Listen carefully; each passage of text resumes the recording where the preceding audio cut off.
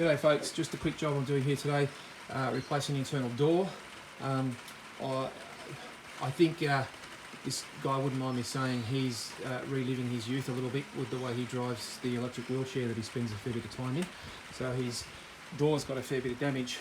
What I have done is I've already checked out the timber, the hinges at each end, and prepped the door handle area.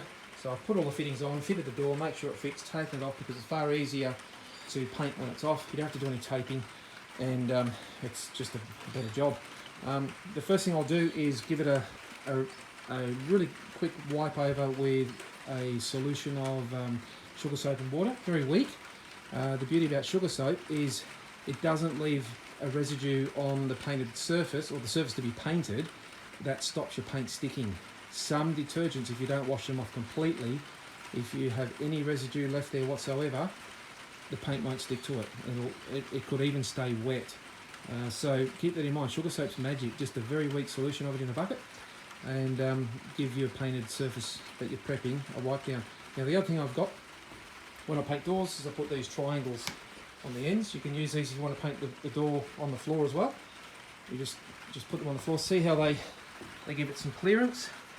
So what happens here is if I lift this door up, that acts like a hinge, and so does this one here. As I lift it, it swings around. Now what happens is when I've painted this side of the door, what I will do is the other side here that's not painted on this side, I will lift it up here, and I'll be able to use two hands, but I would lift it up like that, and as you can see, that's working like a hinge. So it enables me to lift it up, pull it along the sawhorse, hopefully with one hand not having a disaster, and we get pretty close to the end there. And then what I'll do is I'll stand it up, still holding the side that hasn't got any paint on it. Now what I'll do is I'll grab the wedge at this end, which I've got there. I come around this side here. I can touch the edge because I haven't painted the edges yet, in the world that suggests the other side has been painted. So we are looking at the painted side at the moment.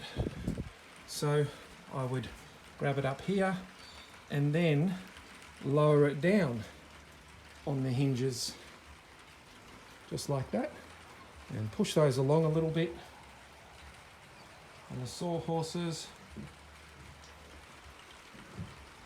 and there we are. So the door's flipped over. Much easier to do on the floor. The sawhorses are pretty short, but anyway, you get the idea of what those triangles do. Happy painting, guys.